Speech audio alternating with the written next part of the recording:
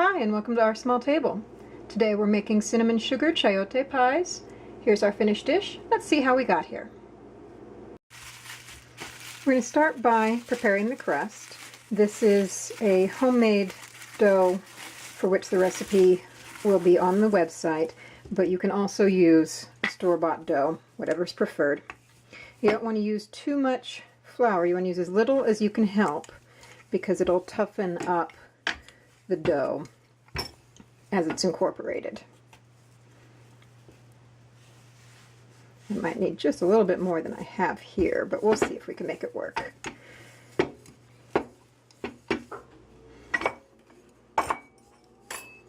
And I'm using actually a mini tart pan for these because it's just the right size. Let's see here. Probably need to go just a little bit bigger to come up the sides.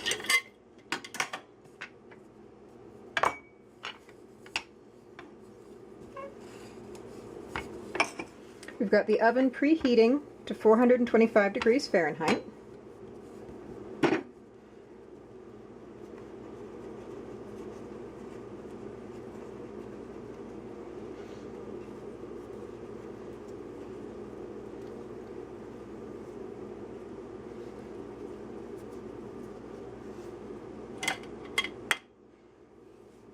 Lay this inside,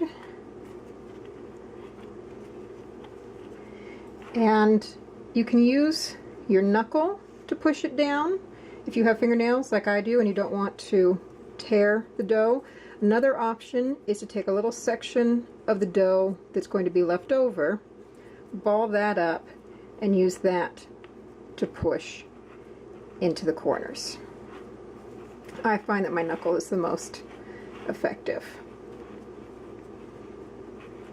You don't want to push too hard because you're thinning the dough a little bit as you press.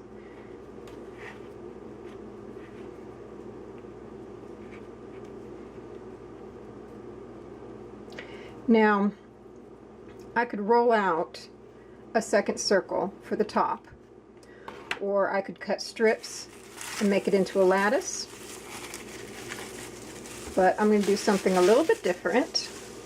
Get a little more flour here.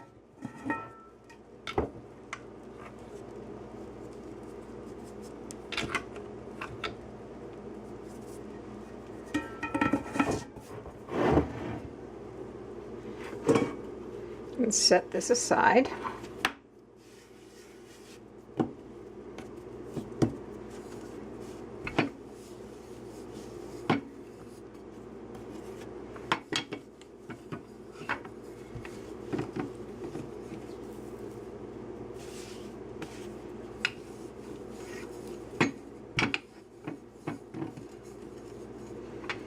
And take a leaf cookie cutter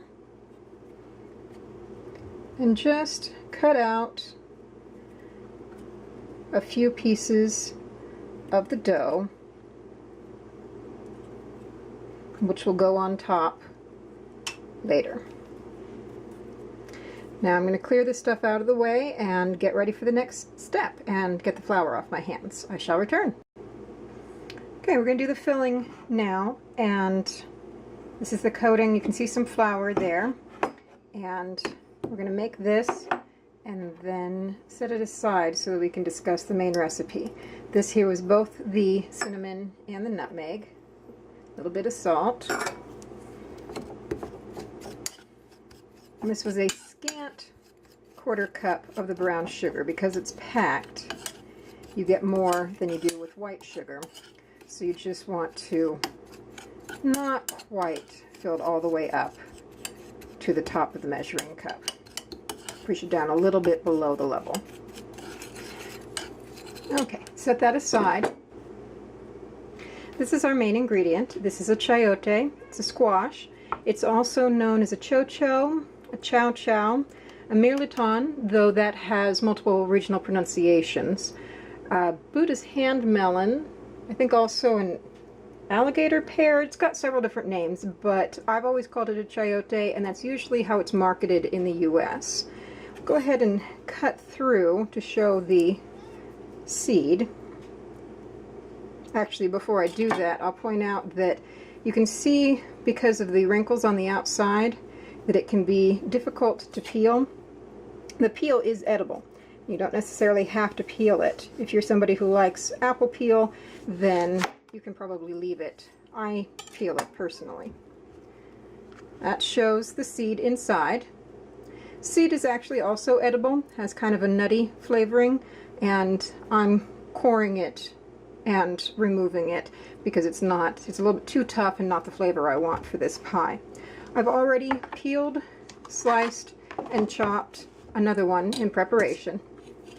So we'll just go ahead and add it to our coating. Because chayote is a squash, it is mostly used in savory preparations. It's used very much like a summer squash would be. You can fry it with butter and salt. You can mash it, boil it.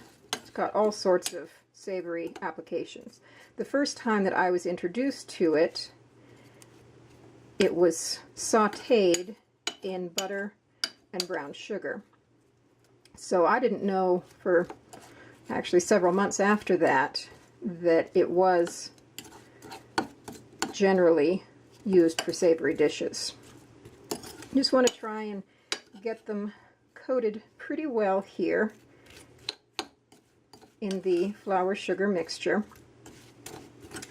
Chayotes retain their crispness a lot when they're cooked, and they won't release as much moisture as an apple will. So I think this is pretty well coated. I'm going to get the crust and we'll get it filled up and into the oven. As I said, it won't lose quite as much moisture as apples will during cooking, but will still lose some, which means that you want to feel like you're overfilling your crust a little bit. And you can always try to make it pretty. You can layer your slices in a very fancy way if you'd like. I've never really gotten in the habit with that when I'm doing apple pies, and so I'm not really in the habit of it in this use either.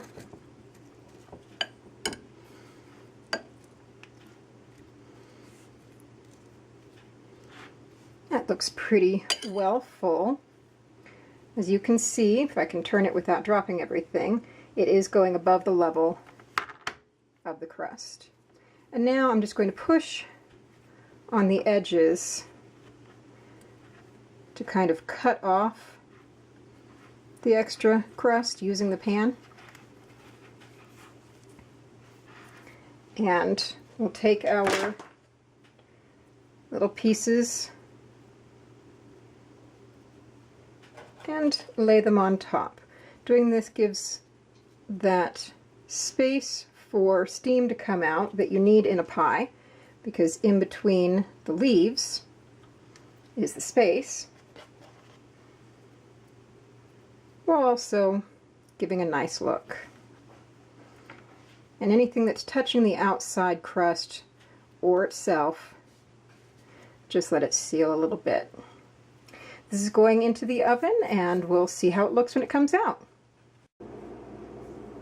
And there you have it. This cooked for 16 minutes at 425 degrees Fahrenheit, and then it cooled in the pan for 5 minutes before I removed it, which I did over a drinking glass since it was done in a tart pan with a removable bottom. Thanks for joining me at OurSmallTable. The recipe I've used today is linked in the video description and is available at OurSmallTable.com. Hope we'll see you next time.